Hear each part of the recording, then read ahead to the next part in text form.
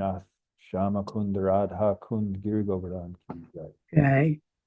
Vrindavan Dham ki jai. Jai. Mayapur Navadvip Dham ki jai. Jai.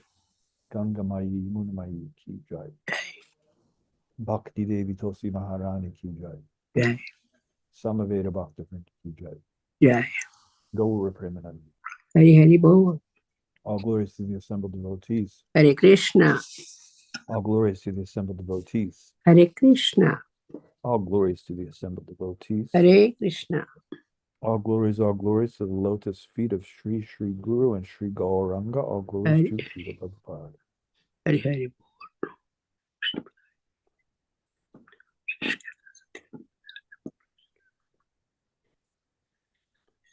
Om Namo Bhagavate Vasudevaya. Om Namo Bhagavate Vasudevaya. Om Namo Bhagavate Vasudevaya. Om Namo Bhagavate Vasudevaya. Om Namo Bhagavate Vasudevaya. Om Namo Bhagavate Vasudevaya. Hare Krishna. Good morning. Hare Krishna. Thank you for joining. We continue our study of Srimad Bhagavatam in the third canto, the 7th chapter, and today's verse is number 14. Ashesha Shanklesha Samam Vidhate Gunanuvada Shravanam Murarehe Kimva Punastach Charanaravinda Parag Seva Ratir Atma Labdha Ashesha Sanklesha Samam Vidhate Gunanuvada Shravanam Murare Kimva Punastach Charanaravinda Paraga Seva Ratir Atma Labdha Ashesha Sanklesha Samam Vidhate Gunanuvada Shravanam Morarahe Kimva Punastach Charanaravinda Paraga Seva Ratir Atma Labdha. Please chant.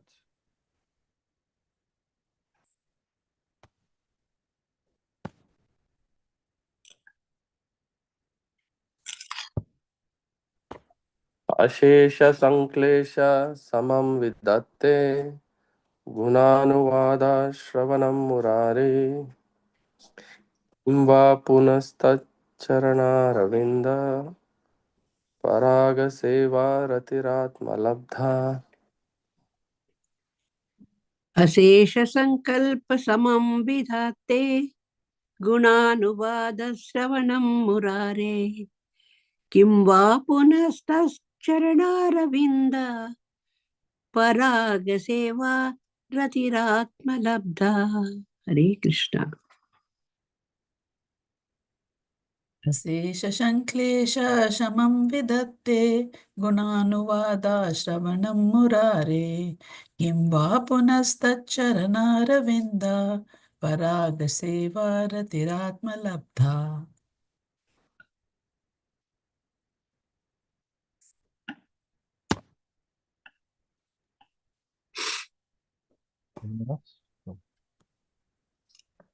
Ashesha, unlimited. Sanklesha, miserable conditions. Shamam, cessation. Vidhatte, can perform.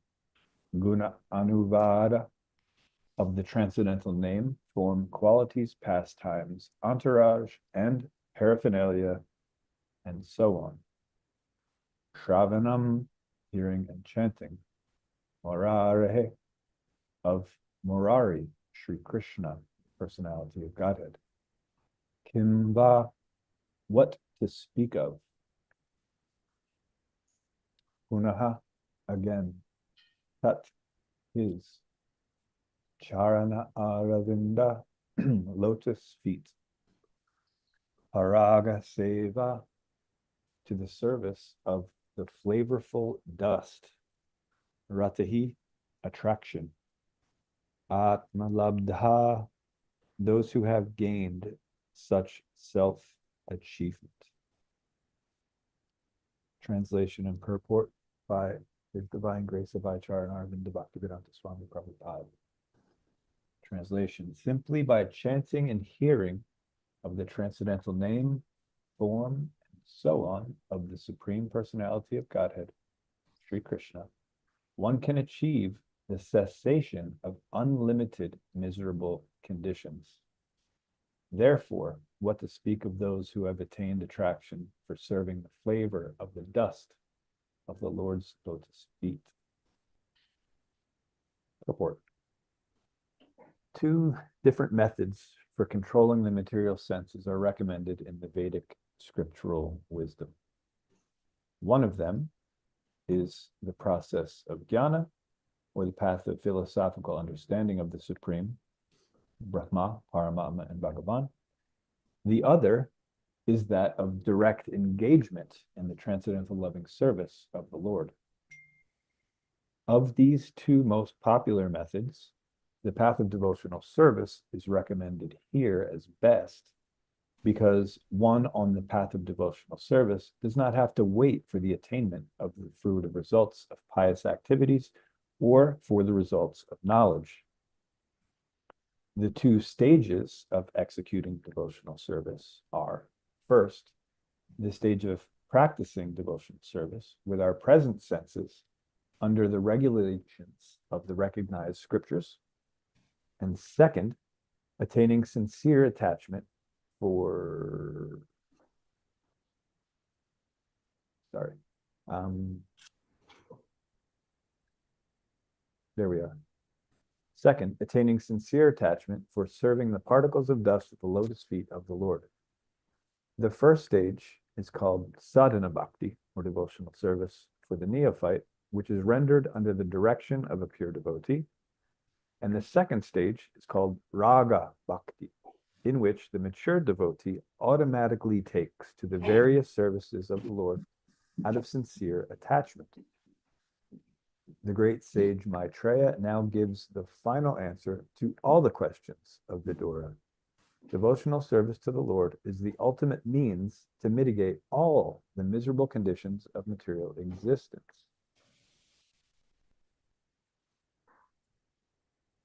The path of knowledge, or that of mystic gymnastics, may be adopted as a means for the purpose, but unless mixed with bhakti, or devotional service, they are unable to award the desired result. By practicing sadhana bhakti, one may gradually rise to the point of raga bhakti, and by performing raga bhakti in loving transcendental service, one can even control the supreme powerful Lord. The translation again. Simply by chanting and hearing of the transcendental name, form, and so on of the personality of Godhead, Sri Krishna, one can achieve the cessation of unlimited miserable conditions. Therefore, what to speak of those who have attained attraction for serving the flavor of the dust of the Lord's lotus feet. Nama Om Vishnu Padaya Krishna Prastaya Bhutale Srimate Bhaktivedanta Swami Pranamane Namaste Sarasvate Devi Gauravanachaya Nirvishesha Shunyvari Paschatya Deshtaya Om Ajnana Timirandasya Ananjana Shalakaya Chakshur Militam Yena Tasmai Shri Gurave Namaha Vanshakalpa Tarubhyascha Kripa Sindhubhya Evacha Patitanam Pavanebhyo Vaishnavibhyo. Hare Krishna. So today, we're talking about the benefit and the necessity to take sadhana bhakti seriously. We're also going to talk about how to determine whether we are actually engaging in sadhana bhakti or if we're being distracted by the secondary aspect of the process. Or to the other extreme, if we're mistakenly considering ourselves on the path of Raga Bhakti and therefore above the rules of Sadhana Bhakti, therefore no need to follow. So these topics are of great importance, and they are applicable to every aspiring Vaishnava. To understand what this path of sadhana bhakti is, not only what the benefits and necessity are, but to also know when one's actually applying it properly, when one's being distracted, or when one's being prematurely dismissive of it. So first, very briefly, let's review the benefit and the importance of sadhana bhakti. Right, I'll do this part briefly because most of us are in this forum are convinced that sadhana bhakti is beneficial. So, but we'll just cover. So, in today's verse, we read that it can lead to the cessation of unlimited miserable conditions. Right, that's certainly nice.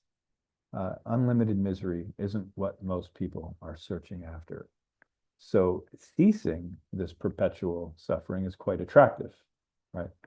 But, see, that's just a side effect of sadhana bhakti. On top of that, it purifies our self-imposed polluted consciousness, and it reawakens our eternal nature of cognizance and bliss, right? So eternal means it's tangible. Enlightening means cognizant means that we're able to understand everything. And pleasurable, full of bliss, right? Instead of what we experience in this material world, which is flickering. So we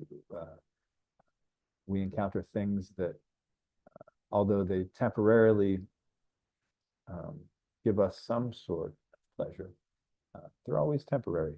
Even if we manage to hold on to something, whether it's a thing or an idea or a concept or a situation, even if we're able to hold on to that for our entire lives, the time of death takes it all away.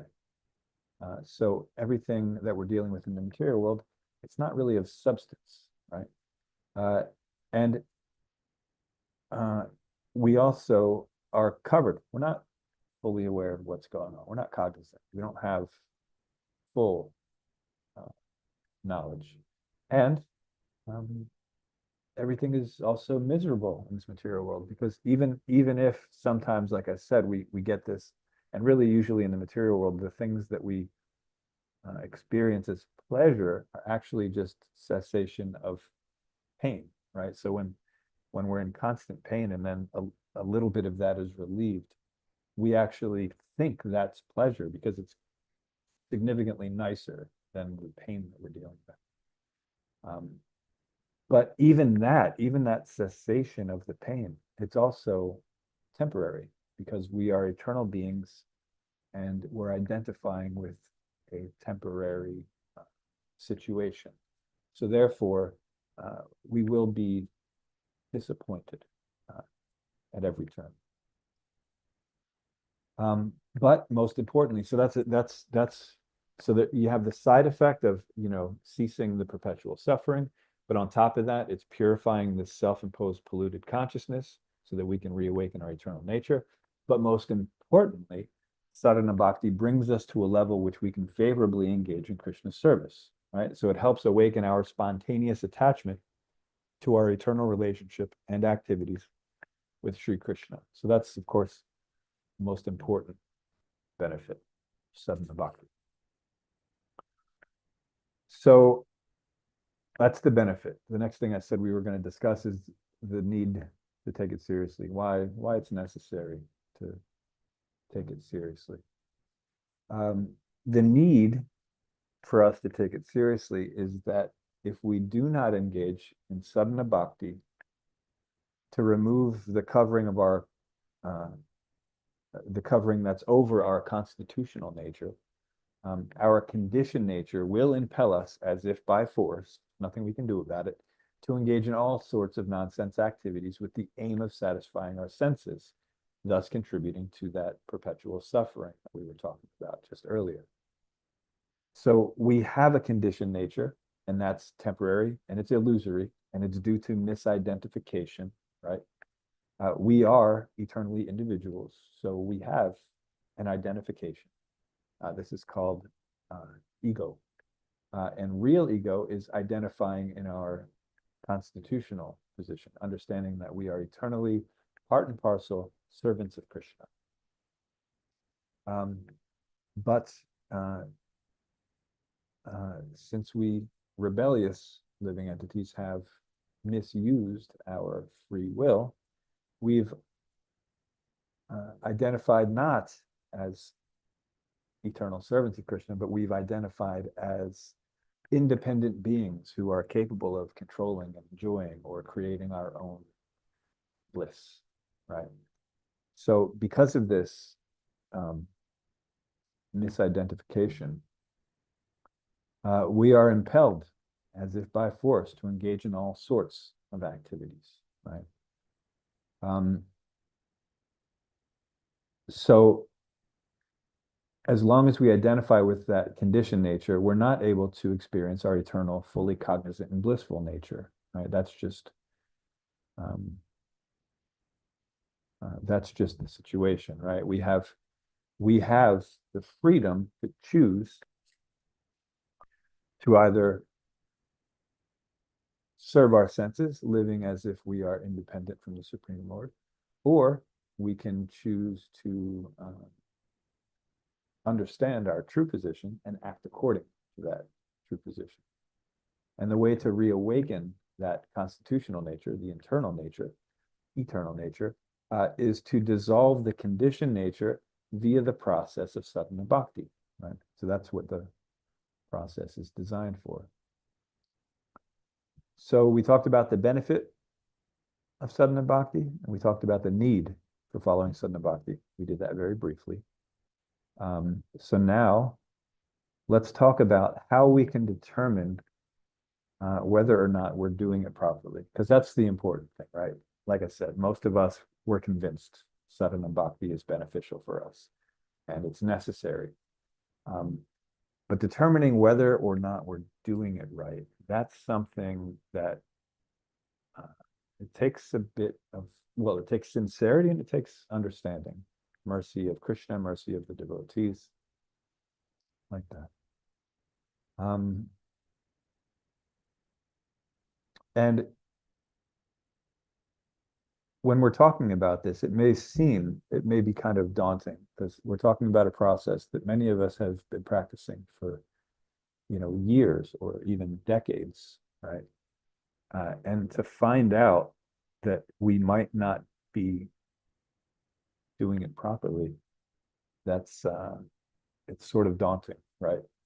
It doesn't make us feel good that we've been trying to do something for such a long time, but maybe we haven't been doing it exactly the way it's to be done.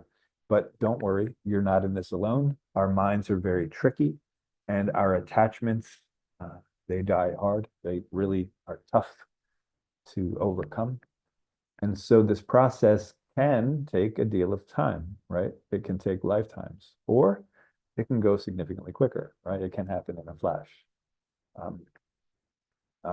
If we become more conscious of the process and sincerely follow it under the instructions of the bona fide guru, applying the lessons that we learn in Shastra from the examples of the pure devotees that are written about in the Shastra, and by observing and learning from the exemplary behavior of sadhus, right? So this is the process.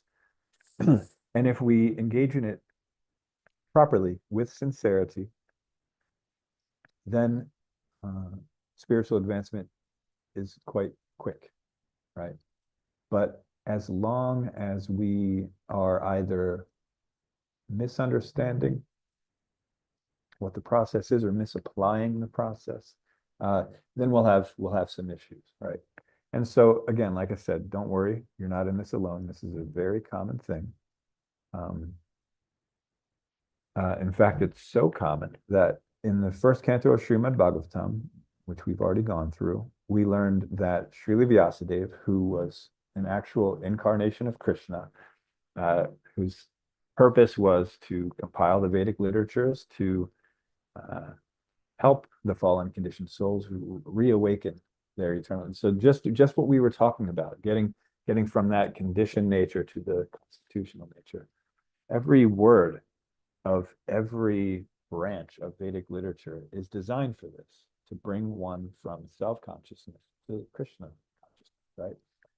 Of all the Vedas, I am to be known, Krishna says in Bhagavad Gita 15:15. So all of the Vedic literature is leading us from various levels to understand Krishna, to know Krishna, right? So Srila Vyasadeva, who was an incarnation of Krishna, he was despondent after compiling these various Vedic literatures, right? And through the conversation that he had while consulting his spiritual master, Narada Muni, on this matter, we readers are given valuable information that we practitioners who are conditioned souls are prone to being distracted by details which give concession to our conditioned material desires, while ignoring the higher principles which are designed to elevate our covered consciousness and bring it back to our original Krishna consciousness, right? So this is a common thing. And so Narada Muni pointed it out. Because people have this tendency, although all of the Vedas is geared toward bringing us from whatever consciousness we currently have, the material conditioned consciousness, to our constitutional nature. Although that was all taken care of very nicely, Srila Vyasadeva did not give something for those who were completely convinced. Okay, I'm completely convinced, and now I don't need any more concessions. I just want to know how to engage directly in Christian service. So that's when Srila Vyasadeva compiled the Srimad Bhagavatam, spotless Purana. Right? There are many other Puranas that give the same information, but they deliver the information in such a way that is appealing to different types of people who are influenced by different modes of material nature. And as such, different concessions are given, right? But the Srimad Bhagavatam, the spotless Purana, is full of descriptions of the transcendental glories of the name, fame, forms, pastimes, and so on, of the unlimited Supreme Lord, and it is directed toward bringing about a revolution in the impious lives of the world's misdirected civilization. This is the Srimad Bhagavatam, just filled with descriptions of the Supreme Lord, his devotees, and it's designed to bring about a revolution in the impious lives of the world's misdirected civilization, right? It helps us distinguish reality from illusion so that we can act accordingly. No more need for concessions for material life. We're already convinced that we're done with that. We just want to have the no-nonsense direct path, right? So this is the nature of Srimad Bhagavatam. So, as I mentioned, it's directed toward bringing about a revolution in the impious lives of the world's misdirected civilization, and we are part of this misdirected civilization, right?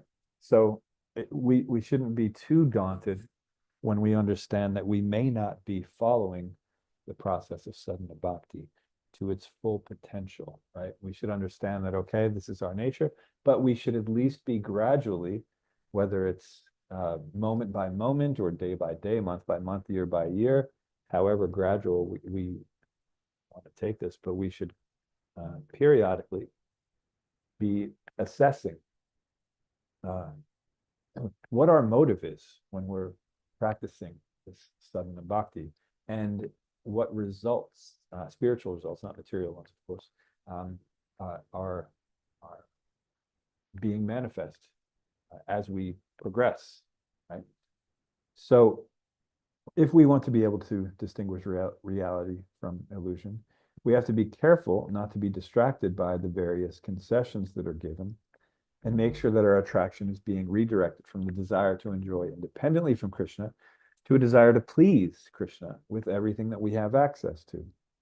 Now, there's a verse from the first canto, 5th chapter of Srimad Bhagavatam that I quote frequently, It's text 34, and it talks about this idea that it says, thus, when all a man's activities are dedicated to the service of the Lord, those very activities which caused his perpetual bondage become the destroyer of the tree of work.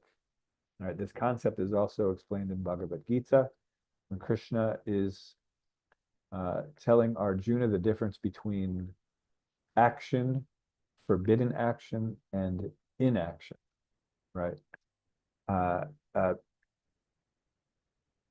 And the idea is just because someone is performing even pious activities doesn't mean that their consciousness is directed properly, right? So if we're just living pious lives, we don't go back to Krishna. We go to the heavenly planets because we've earned, through our piety, we've earned a slightly nicer sentence in this prison of the material world, right? We're able to have a slightly more comfortable life based on that piety, right? But if the action is causing a reaction, even if it's a seemingly positive reaction, right? Getting rid of some of that suffering for an extended period of time, you know, while we are sort of on this, you know, vacation, heavenly planets. But this isn't our mood, and this isn't our goal. So our goal, of course, is to reawaken our original consciousness and engage in our eternal pastimes with Krishna in that relationship. So if we carefully follow the process of sadhana bhakti with the proper mood and motive, under the supervision of the authorized representatives of Krishna, we will naturally come to the level of raga bhakti, right? So this verse, today's verse, was talking about sadhana bhakti and raga bhakti. So if we follow sadhana bhakti with sincerity, under proper guidance, we will awaken, or we will come to the level of raga bhakti. Right? But if the proper mood is not cultivated, we may be thinking that we are practicing sadhana bhakti while we're merely just living a semi-pious regulated life, right? So we've given various examples of this in the past. One common example I give is of vegetarianism. Vegetarianism is a detail of principle. The principle, of course, is to do everything for Krishna, including eating. And so means we're only eating things that are offered to Krishna, and Krishna only accepts certain things, right? So that falls into the category of vegetarianism, but vegetarianism alone is not the principle. It's a detail, right? So sometimes we get distracted by these details. So we just become strict vegetarians and we think, okay, now I'm causing less harm, right, to the living entities. But we learn in Bhagavad Gita that the reason that the devotees are released from all kinds of sin is that that they eat food which is first offered in sacrifice. Yajna shishtasina santo. And others who are merely eating for sense enjoyment, even if they are vegetarian foodstuffs, if it's just for sense enjoyment, you're verily eating only sin, right? Because the plants are also living entities. So what removes the reaction from the action means the thing that makes something akarma or inaction is when it no longer produces a material reaction, right? So this is what akarma is. And so these very things, as mentioned in 1.5.34, the very activities that used to cause or are currently causing our perpetual bondage can become the destroyer of the tree of work if we just utilize these things properly. That's the beauty. So the proper mood has to be cultivated, right? Otherwise, if we're just following the details of it, sure, we're living at least a semi-pious regulated life. But the result of that, again, like I mentioned, that's just heavenly planets. That's not That's not re-entering our favorable service to Krishna. So that's vegetarianism. Another example that I've given many times is sadhu sangha. We often misdefine what sadhu sangha is. So if our idea of sadhu sangha is merely being in proximity with people who we consider to be devotees, but we're not discussing transcendental subject matters, and this means constantly, and we're not appreciating and identifying with the sat principles, or the eternal nature of the soul, which is being exemplified by the behavior of the sadhus. If this isn't our intention in practice, actually identifying these sat principles and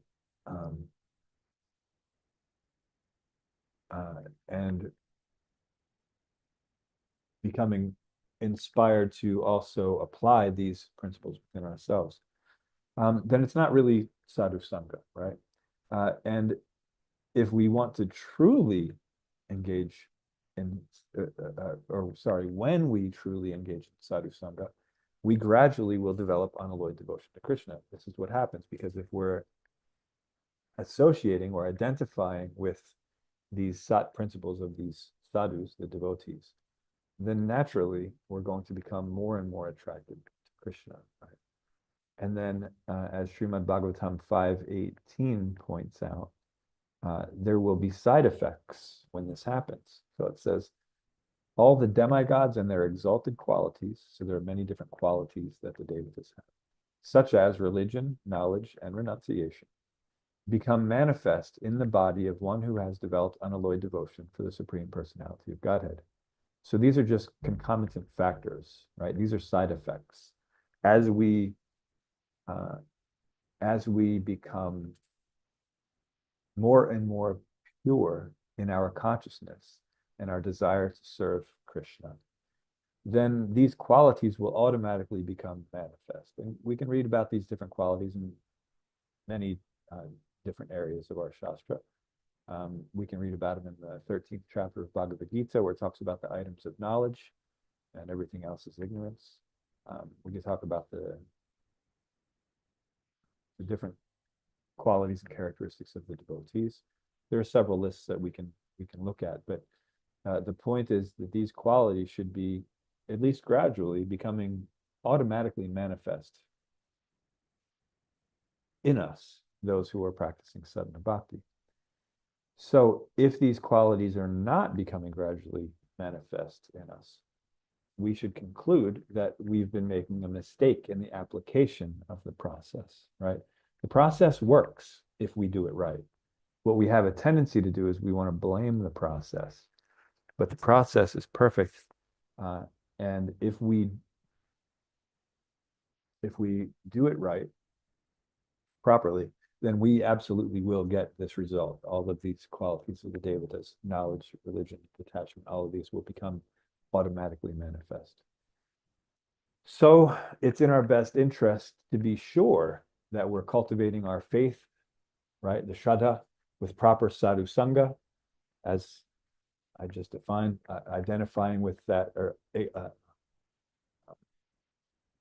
acknowledging and identifying with those eternal principles that are shown by the exemplary nature of the sadhus, and following their examples, engaging in the process described in the Shastras under the expert guidance of the bona fide spiritual master, right, which is bhajana kriya, removing from our lives those things which are detrimental to our devotional growth, right, the anartha nivritti, those things that are holding us back from our true goal. And as we do these things with sincerity, there will come a point where, out of duty, we are steadily basing our thoughts, words, actions on what we're learning from Guru, Sadhu, and Shastra, right? We're doing it because we know it's the right thing to do, right? But eventually we'll be doing that more than we're trying to enjoy separately from Krishna. And this is called steadiness. It's still a matter of duty, but it's most of the time. And then after we achieve this, what I call dutiful steadiness, we begin to develop a real taste for devotional service, right? And real taste it doesn't mean the occasional taste, right? Sometimes we have this occasional sincere desire to do the right thing. Real taste means that it's a constant natural desire to do the right thing. So uh, sometimes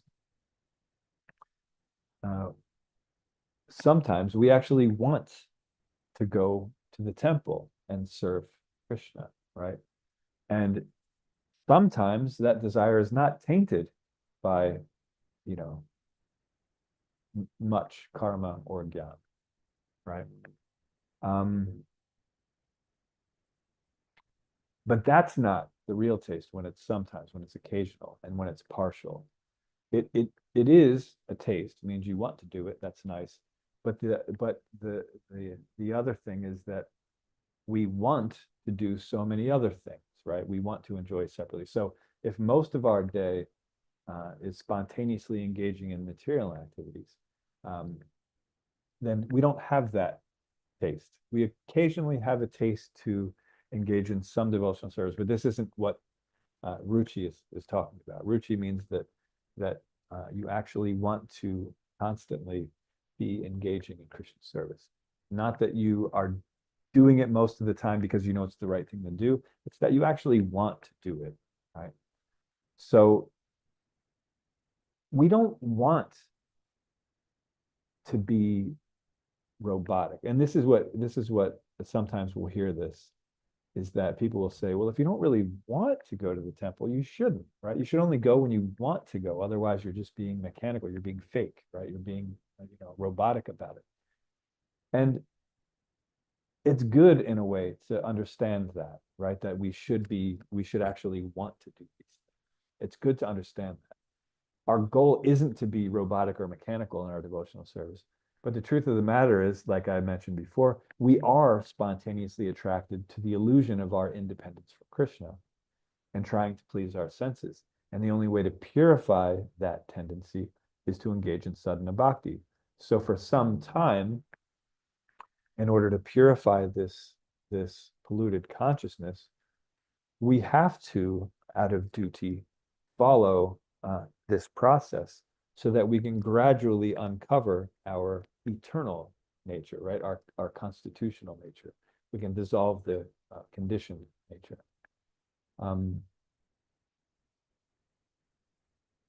And if we do that, right, if we actually are able to purify that misidentification of the conditioned nature, then natural spontaneous attraction is uncovered, right? So this is the process.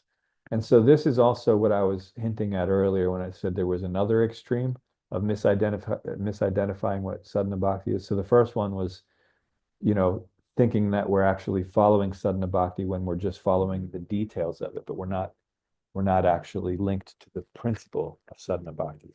Either, vegetarian, but we're not actually, not only offering, but offering with love the things that we have come to know that Krishna appreciates, right? We're actually taking ourselves completely out of the center. We're understanding Krishna as the center. So that's a long process right there, just eating, right? But so there's that aspect of thinking that we're engaging in the principle of sadhana bhakti when we're actually just sort of being distracted by the details of sadhana bhakti. So that was the one extreme of misidentifying sadhana bhakti.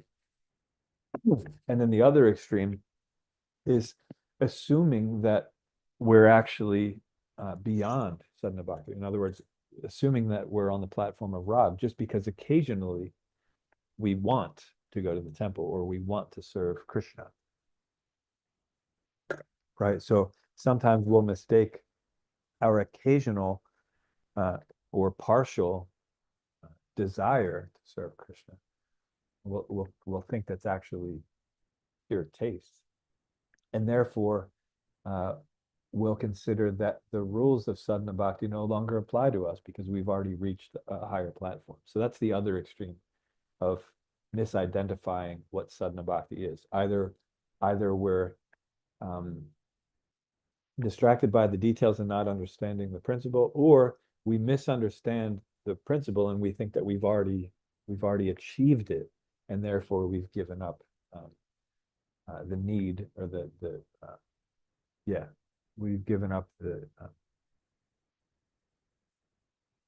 the idea that we need to perform this sadhana bhakti, right? So that's the second or the other extreme of misidentifying. So it's in our best interest to actually understand the process of sadhana bhakti, where we're situated on it, and whether or not we're moving in the right direction toward Krishna. And then the beauty is, when we do engage with sincerity in the process of sadhana bhakti, even out of duty, but if we're doing it with sincerity under the guidance of the bona fide spiritual master, following the rules of Shastra and learning from the examples of the sadhus, we will, after a while, be spontaneously attracted to serving Krishna favorably, right? That will happen. And then after that happens, this spontaneous desire to want to serve Krishna, which is ruchi, then after further cultivation, we'll have this spontaneous need to serve Krishna, right? The asakti. So then it's an attachment. We have to do it. It's not that we want to do it. We have to do it, right? And then that, of course, further cultivated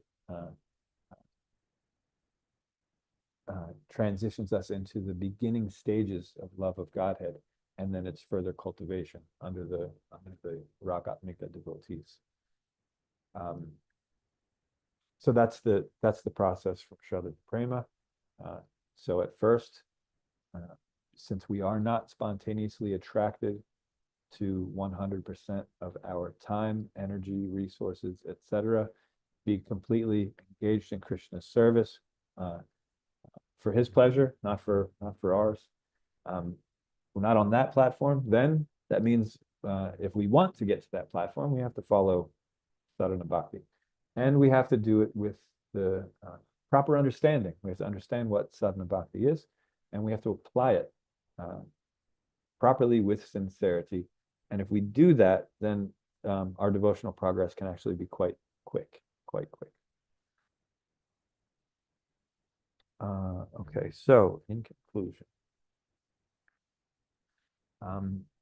it is in our best interest to make sure that we are actually engaging in sadhana bhakti by constantly assessing our development of transcendental qualities and detachment from material things, right?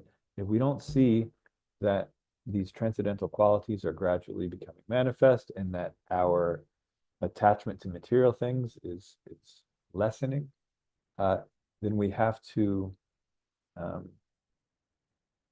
assess the situation and figure out what it is we're doing wrong. And of course, that comes by approaching the spiritual master, by taking the instructions and applying those instructions of Shastra, and by following the examples of the sadhus.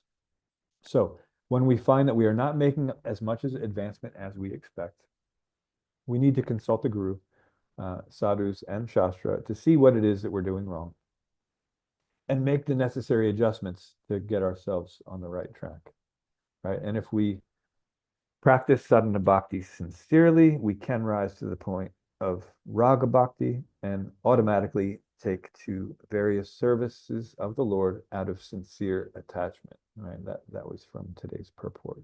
This is what the raga bhaktas do. They automatically take to various services of the Lord out of sincere attachment. And then, of course, as today's purport ended,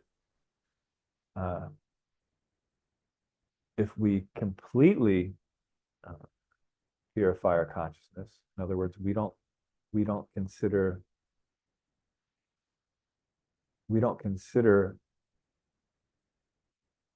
our own pleasure to be a factor in our service, right? Sri Chaitanya Mahaprabhu, Shikshastika, exemplifies the proper mood of a pure devotee who no matter what Krishna does, no matter what the situation, the circumstance of the devotee, Krishna is our only, he is the center. Everything comes from him. We are his parts and parcels. So our mood should be, it doesn't matter what's happening to us as long as Krishna is satisfied. So the beauty of that is when one develops that mood, Krishna becomes conquered, right? Conquered and overwhelmed by pure loving devotion. And one can actually control Krishna in that state. Of course, they don't want to control Krishna, but Krishna becomes controlled by that selfless love that the devotee has for him. And he will do anything to please that devotee. He comes under their control. Which is ironic because in the material world, we're trying to control God and his energies, but we can't because we're not, that's not our position. And even though it's still not our position, Krishna is conquered by love. So even though it's still not the position of the jiva, which is a infinitesimal part and parcel to control the Lord, that's what happens because love or rasa is much higher than tattva.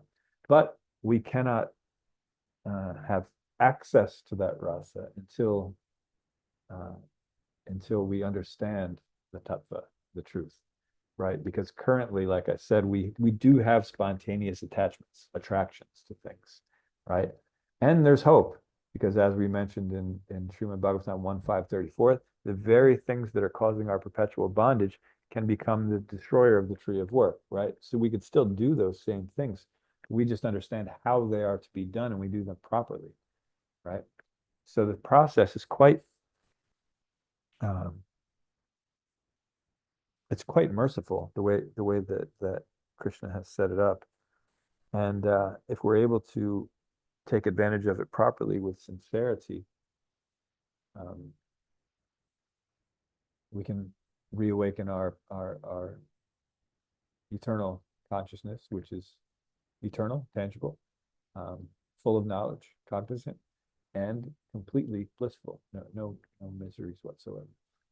Okay, so let's stop here. See if there are any questions or comments or additions. If anyone wants to share anything about today's topic. Hare Krishna Prabhu, thank you for a wonderful class. Hare Krishna. Sorry, I'm not walking. But I was thinking about what you were saying about Vaidhi Bhakti, Sadhana Bhakti, and that even if we're not feeling it, that ideally we should do it because that's the process of Vaidhi Bhakti. And Yeah. where do we draw the line, for someone is pushing themselves or doing something that they are really not are 100% aligned to, and then it creates either deviant behavior or it can create resentment, things like that. Yeah, great question. It's very important because sometimes we know what we're supposed to do based on Shastra. And so we kind of force ourselves to do it, but we're really kind of, our mind is still focused on it. And so we end up just sometime down the road engaging in a behavior that's not ideal. So what the process is we have to identify if what we're doing is that actually bringing us closer to Krishna, right? So some things we're not actually quite ready to do, right? Because of our attachments. And so if we're so attached, but we're forcing ourselves to do a certain thing, that's called Palgu Vairagya. If it's actually, if it's not awakening these natural qualities and it's not helping us become more detached from the material world, it means that we're not ready for that. We haven't had the necessary sincerity and purity to do those things, which it just means that in time we will become qualified to do those things, but we don't want to prematurely do those. Now,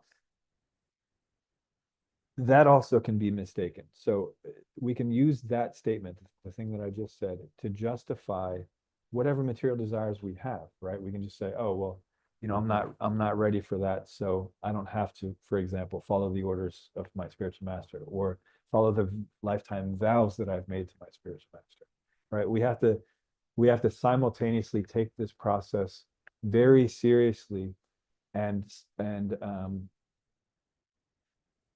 what I'm about to say is going to sound a little confusing, because faith means that we have to periodically step out of our comfort zone to show Krishna that we actually have faith that he's in control, right? But we have to, what I say, we have to comfortably step outside of our comfort zone, which sounds counterintuitive, because if you're comfortably stepping outside of your comfort zone, are you really stepping out of your comfort zone? And the answer is yes, you are. In other words, you're understanding that you need to step out of that comfort zone, but you don't want to step too far outside where you're going to end up slipping. So the example is of the yoga ladder, right? There's rungs, right? And so Srila Bhaktivinoda Thakur explains, and Srila Prabhupada also explains, that when you're climbing this ladder, you have to make sure that you have a firm grasp on the one step, on the higher step, before you let go of the lower step and grab the next one. Because if you try too quickly, you slip and you fall, right? And then the other issue is that some people they're just afraid to move to the next step, even though they have a firm grip. They're too much attached to the lower step that they're not willing to move up. So those are the two dangers of the statement that I made, that we're talking about, is that because we know our limitations, but we also know the necessity to grow, we'll either sometimes do the one extreme of trying to do it too quickly before we're ready, or we'll be doing it too slowly, and then we're not taking proper advantage. So we have to, again, like I said, it sounds crazy, sounds counterintuitive, but comfortably and constantly comfortably step outside of our comfort zone to increase the faith, to appreciate the sadhu sangha more, to properly understand and engage in bhajana kriya, so that we can identify the things that are holding us back, so we can do the anartha nivritti, and so on and so forth. And then once we become steady in that out of duty, then the real taste can awaken. But before that, the real taste can't awaken, because, as I mentioned, what we have a taste for is material enjoyment. So this is why we need Guru, Sadhu, and Shastra, right?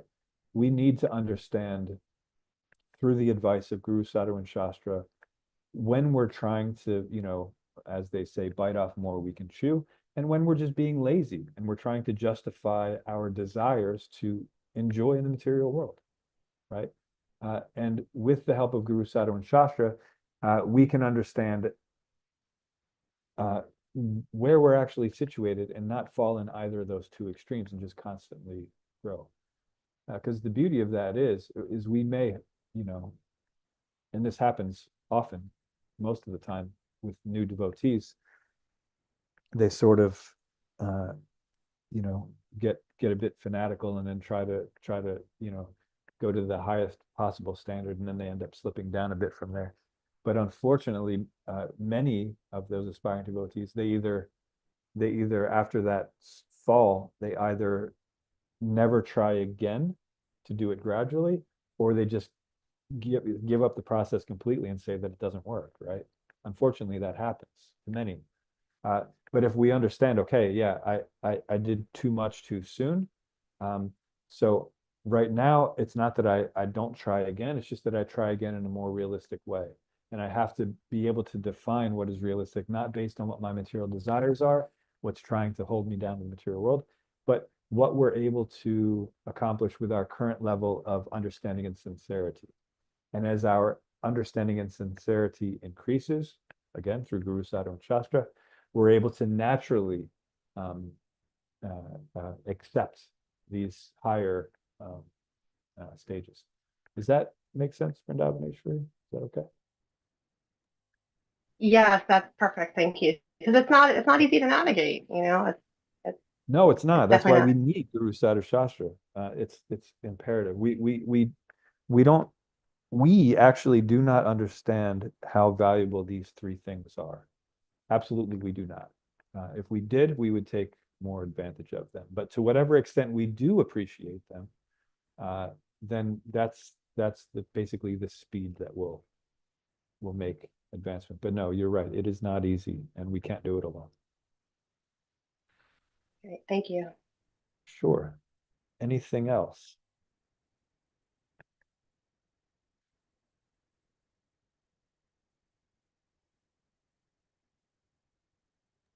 Thank you very much, Prabhu, for a nice class. And then, yeah, it's nothing is easy in this life. Oh, That ladder thing is very, very nicely explained, Prabhupada, Srila Prabhupada. And yes, if we don't have good grief, that we cannot climb another step, and we cannot take the step. That much we know that we are not safe to go up unless we have the good grip. That is one thing, as I always think like that. And unless I know I am safe there and I know I can do it, then only I can do that. That's really something easy method to know. Thank you very much, Prabhu. thank you. And then what generally happens when we first come in contact with Krishna consciousness, it's quite inspiring, and we want to just, give ourselves to it, because we understand that this is the path, this is the way. And so we grab onto it tightly, but we're also maintaining our grip on the illusory things. And it's sort of like, so we're being stretched for it. And then Krishna is like, okay, well, if you're attached to that, then you just keep doing that. So he stops pulling, right? And so it's not until we're able to grab onto Krishna's mercy and let go of this, desire to enjoy materially, that then Krishna can just, freely pull us. Because he doesn't want us to do something that we don't want to do. We want to enjoy materially, then that's what he wants us to do. Yes. But if we want to love him completely, then that's what he wants us to do. And so he brings us back. So it all relies on Krishna's mercy, but our endeavor is a very important factor in it. That's the thing that we have control over. We don't have control over Krishna's mercy. It's always there. But we do have a minute amount of control on whether or not we are actually recipients, or can be recipients. That's true. About these initiations also, sometimes people think, no, I want to initiate, I want to go for initiation, I want to go for second initiation like this. But unless we're qualified, there's no point in going for initiation either. Yeah. The sincerity has to be there. The understanding that it's an actual lifetime commitment has to be there. The understanding that it's, a process that requires, constant assessment and growth. All of that should be understood. And unfortunately, it's not. We can't make people be aware of that. We can't make ourselves be aware of that, but we can. Thank you very much, for Prabhu. Nice class. Thank you. Acharya Prabhu. Something to add. Hare Krishna Prabhu, thanks for the wonderful class. I have a question going back to the actual text of the verse. There's something I found interesting and even a little puzzling, and I wondered if you had thoughts on it. It says, the devotees who hear and chant about Krishna get this great benefit. And it says, even, I can't remember the exact words, even more so, or what to speak, of those who are attracted to the flavor of the dust of Krishna's lotus feet. So we're not used to hearing about something that's even more amazing than hearing and chanting about Krishna and Krishna's pastimes. So I'm wondering what this thing is. Is it literal? Like the four Kumaras got the actual literal flavor of the dust of Krishna's lotus feet. But I'm also thinking that there's some allegorical or metaphorical meaning that something else is being referred to. And I have some speculations, but I wondered if you have any thoughts on that, or some explanation or understanding. Thank you for that. So what I got out of that was the actual ruchi, the actual taste, because then it's talking, Srila Prabhupada talks about how the first bit of this verse is talking about sadhana bhakti. And then the second point is talking about raga bhakti. So when one actually, spontaneously, that's when you get that flavor, and then you're spontaneously doing it. Not because you're doing it because that's what you should be doing, right? Which is the sadhana bhakti, but you're actually spontaneously attracted. So that's how I read it. Oh yeah, both in the books. that's a great explanation. That's a very satisfying explanation that Okay. hearing and chanting, even at the stage of sadhana bhakti, is so amazing. But the symbolism or whatever of the flavor of the dust of Krishna's lotus feet is the same Right. thing, but at the stage of spontaneous. Yeah. So Essentially, that actually makes a lot of sense, and Yeah. that's a great explanation. Yeah, Thank you. essentially it's saying that sadhana bhakti will cease all these unlimited miserable conditions. But when you get to raga bhakti, not only do you stop those miserable conditions, but you start, really relishing juice of those pastimes. Yeah. Yeah, Thank you that's for very that. good. Thank you very much. Anything else?